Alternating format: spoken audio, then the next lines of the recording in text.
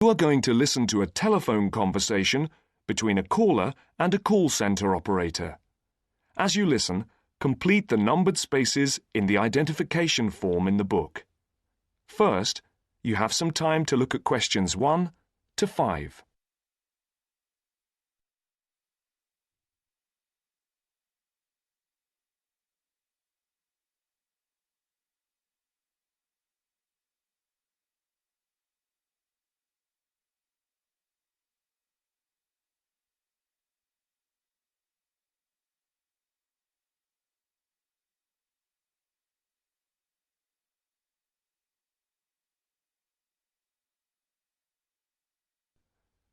You should answer the questions as you listen, because you will not hear the recording a second time. Listen carefully and answer questions 1 to 5. Platinum Card Service, Rebecca speaking. How may I help you? I've got a few problems with my credit card account. Okay. What is your credit card number? Let's see. It's here somewhere. Here it is. Can I just take the card number, please? Yes, it's 6992 6992 3443 3443 1147 1147 8921. 8921. Right. Can I just check that? 6992 3443 1147 8921. That's it. And your name? Carlos de Silva. I just need to check a few details for identification and security, if you'll bear with me. That's okay.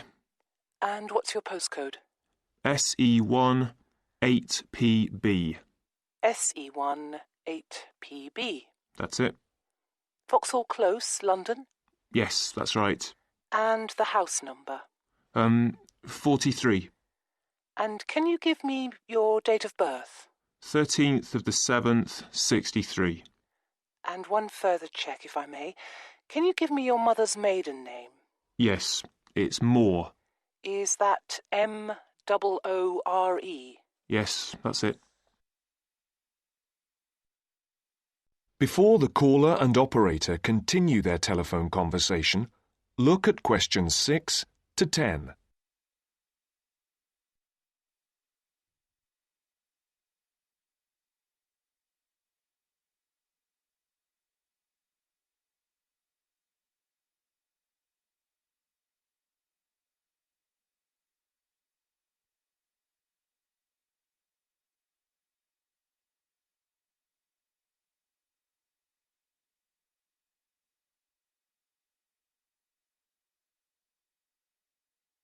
Now listen to the next part of the conversation and answer questions 6 to 10.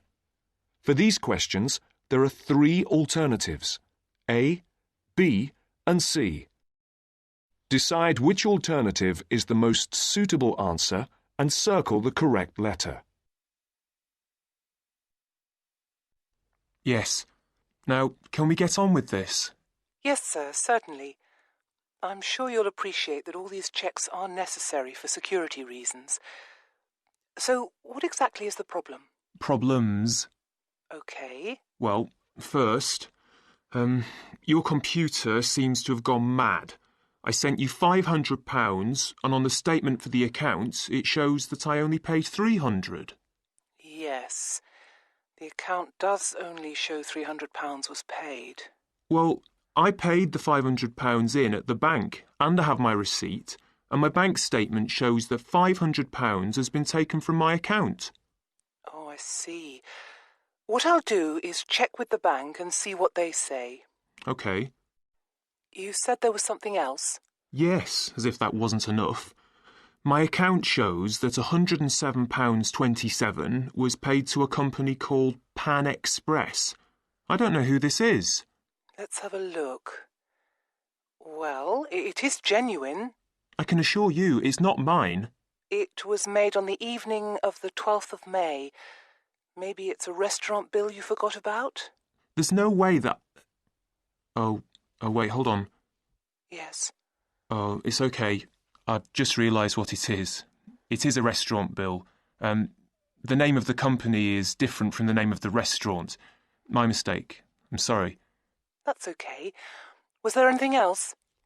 I don't know if I dare. What is it, anyway? Well, it's, the amount of interest seems to have gone up. If you look at your statement for April, you'll see that the rate went down from 16.27% to 14.99% that month. Oh, yes, you're right. Was that everything? Yes, basically it is. Okay. And can you check my payment? Oh, yes, I'll do it. Can I phone you back? I'll be at home for the next 2 hours. I have to leave at 11. Right. What's your number? 020 7989 7182. Hold on. 020 7979? No, it's 7989 and then 7182. So it's 020 7989 7182. Yes, that's it. Okay, I'll phone you straight back. Thanks. Bye. That is the end of part 1. You now have half a minute to check your answers.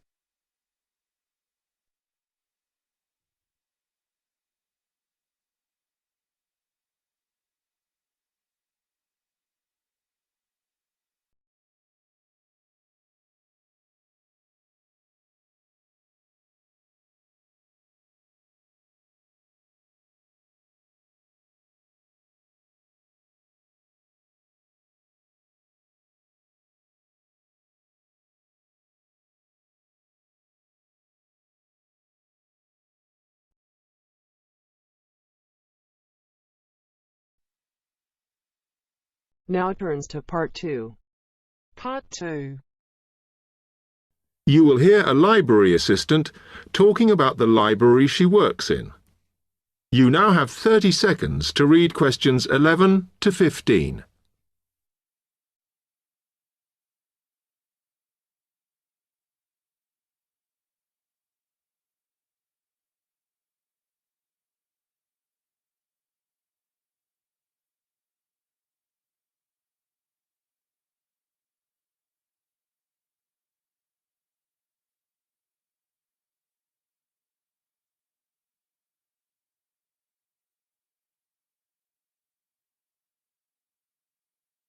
Hi, can I help you? Yes. I wanted to join the library. Okay. First of all, let me show you round the library and explain a few things for you. Okay, now we're here at the main entrance. You can see the reception, which is where you bring back and take out books. And also, we can order books and answer your questions there. Next to the reception, where you can see those old desks, is where we keep the magazines, because you can sit down and read there. They're divided into sections for sciences, geography, arts, etc. Then, at the back of the library, you can see the section for old books. Next to that is where the books proper start. That used to be the science section, but now on those shelves you'll find the art section.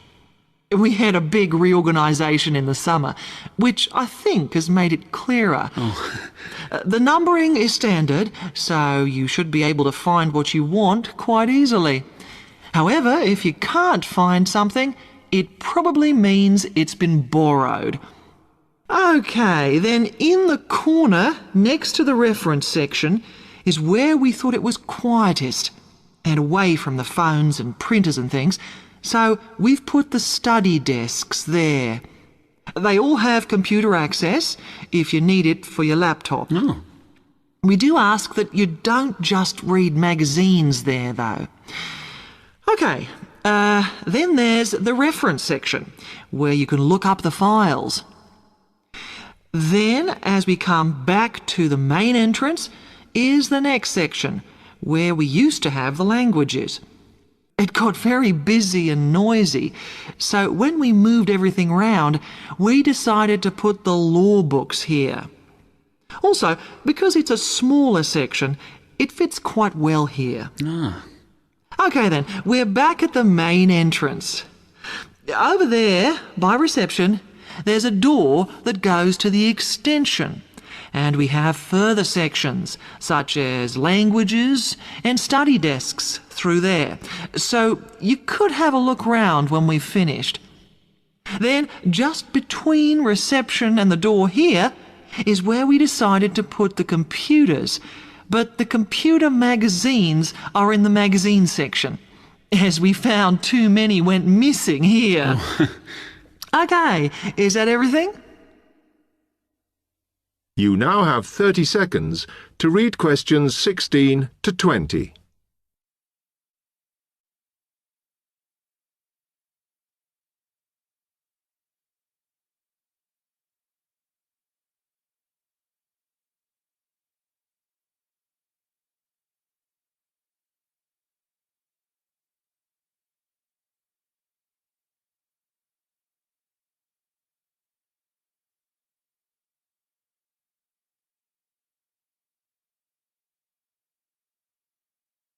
That's great, thanks.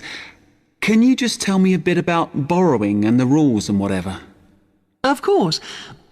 Over the last 2 months, we've been introducing a new system for this, and you can now take books out for 6 weeks.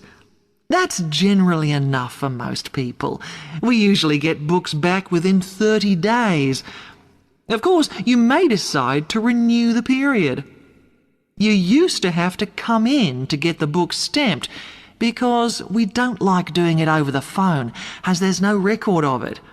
But now you can do all that via email. If you do forget to renew, then we do make a charge, I'm afraid. That helps our costs, of course, but we do insist on it. The good news is that there is only one charge. I know some libraries charge £1 for 1 week and then it goes up with each week it's late. We ask for £1.50 as we think that's high enough to stop people being overdue. The other thing you may want to know is what you do about books that are not on the shelves. We do have a system for reserving them. All you have to do is fill in a yellow form behind those blue ones on the desk and give it to someone at reception. We'll let you know when it comes in. Also, sometimes you will need a journal article that we don't have but can get from other libraries. So we offer an ordering service if you need it. Now, if you'd like to fill in this form here.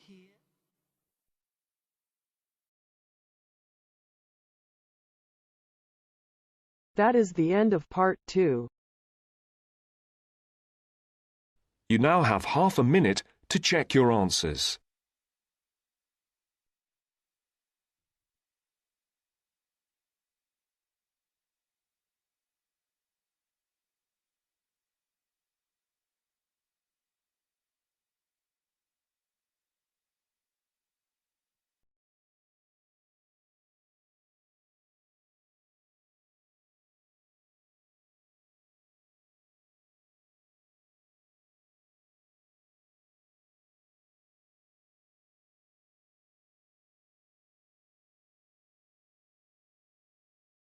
Now turns to part 3.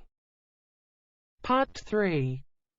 You will hear a business studies student called Sam talking to his tutor about an IT project he is going to do for a local company called Turner's. First, you have some time to look at questions 21 to 26.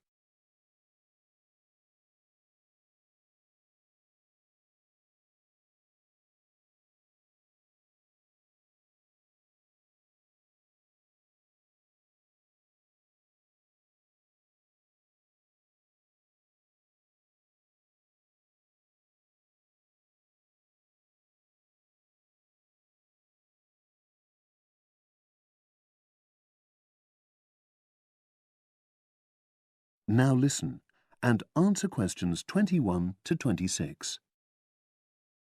Hello, Sam. Come in and sit down. Thanks.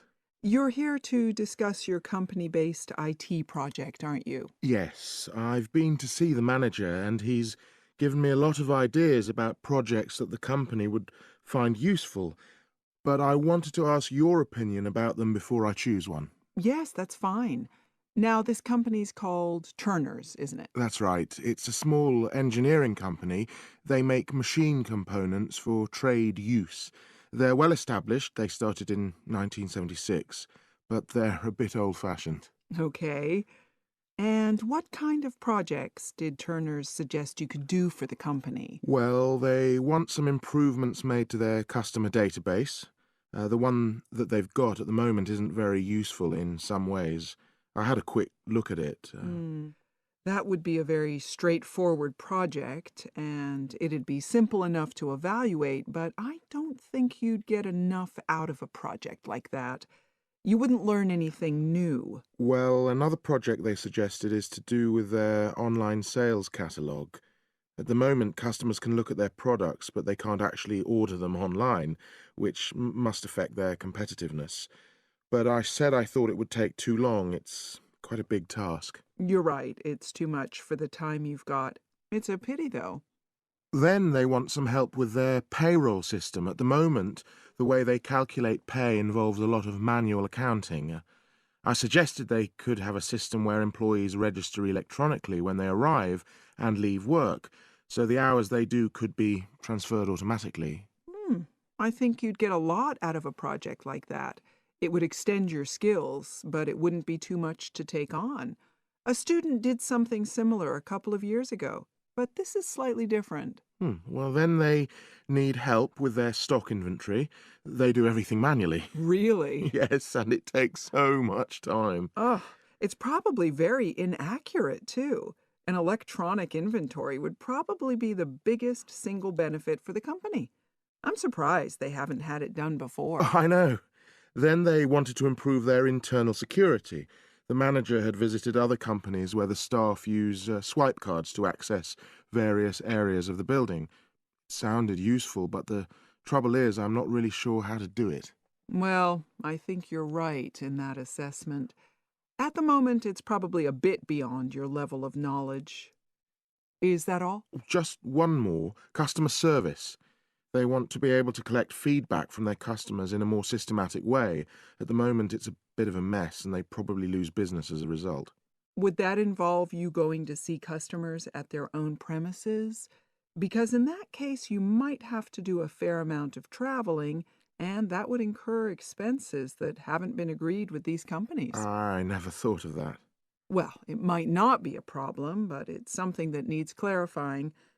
Well, I hope that's been helpful in narrowing down the options. Yes, it has, thanks. I'll be able to make a decision now. But while I'm here, can I talk to you about coursework? Sure. Now you have some time to look at questions 27 to 30.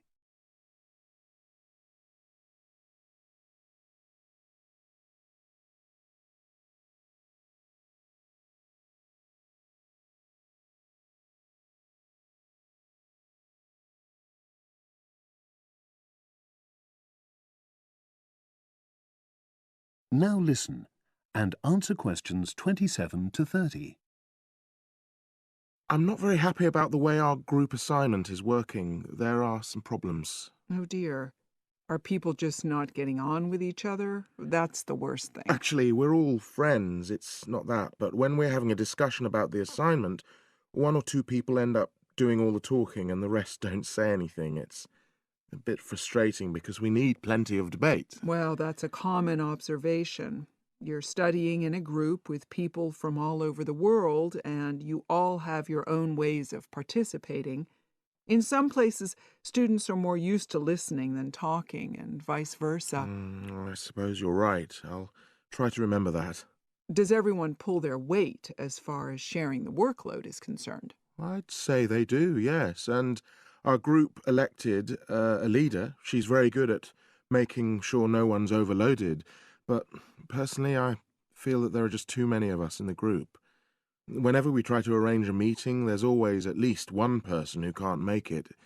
It's not anyone's fault, it's just that We've all got slightly different timetables.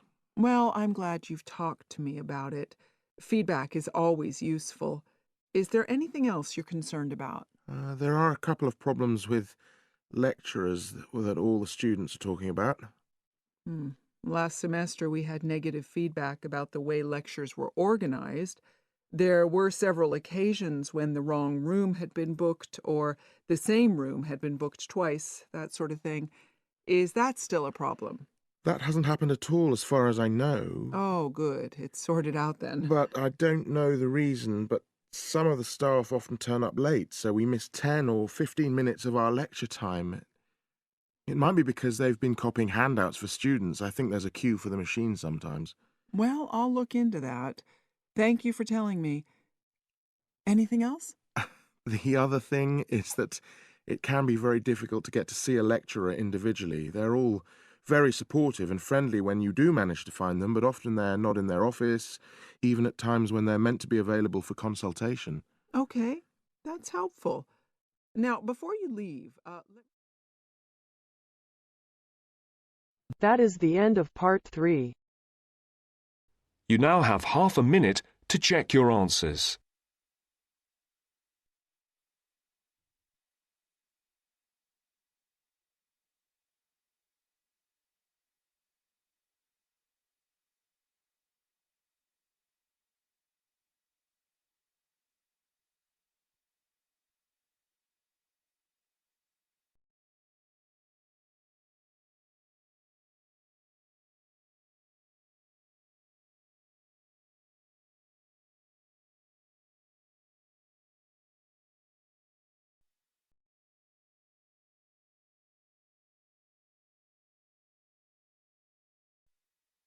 Now turns to part 4.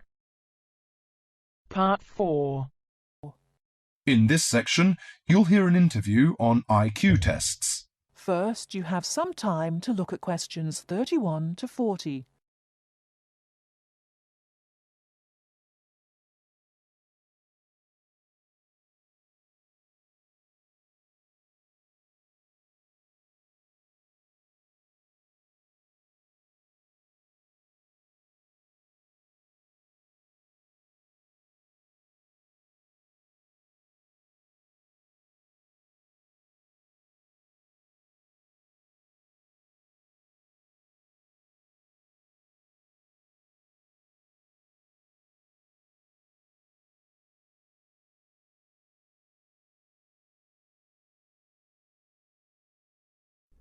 Now, listen carefully and answer questions 31 to 40. Mrs. Kellerman, a specialist in child psychology, is interviewed by Bridget. Mrs. Kellerman, why is it that some children perform much better than others at school? Obviously, it can't be denied that certain children are brighter than others, but it's not as simple as that. A lot of emphasis is placed on intelligence measured by tests, so-called IQ tests, which only measure certain types of intelligence, such as basically linguistic and numerical skills, or reading and mathematics to put it plainly, which is unfortunate because some children are bound to suffer. A good example was a friend of mine's son who was kept out of the top class at school because of his average IQ. That's around 100. His father, though he had no idea his son was going to be an architect, always said he was a clever child. Apparently, he was able to picture things in his mind and draw accurately at a very early age. The point is that his university life might not have been so difficult if his ability had been recognized sooner. What you're saying, then, is that some children have abilities that are not easy to measure, that aren't appreciated by many schools. Precisely. And if these schools are not spotted sufficiently early, they cannot be developed. That's why, in my view, there are so many unhappy adults in the world. They are not doing the things they are best at. What are those other kinds of intelligence? How can we recognize them in our children? Well, take musical talent. Many children never get the chance to learn to play an instrument, but while they might not become great artists or composers, they may get a lot of pleasure and satisfaction. Musically gifted children are fascinated by all kinds of sounds, car horns, animal noises, and so on, and they can easily recognize tunes and sing them in key. How can a parent encourage them? Sing to them and teach them new songs. Buy a piano or even a cheap instrument such as a recorder. If you can afford it, send them to music lessons as soon as possible. Play recordings of different instruments to them. What about a child who is good at sport? Could that be described as a form of intelligence? Most certainly. We psychologists call it motor or bodily intelligence. These children move gracefully and handle objects skillfully. A child who finds it easy to take things apart and use various tools may well become an engineer with the right encouragement. We should give them models to make and take them to science museums. However, unless these children are also good with words and numbers, they will probably not do well in school examinations. Is there anything a parent can do to help in this case? Yes, it may be worth spending money on private lessons, but, hardly anyone is good at everything. In my opinion, a child should be judged on his individual talents. After all, being happy in life is putting your skills to good use, no matter what they are. That is the end of part 4.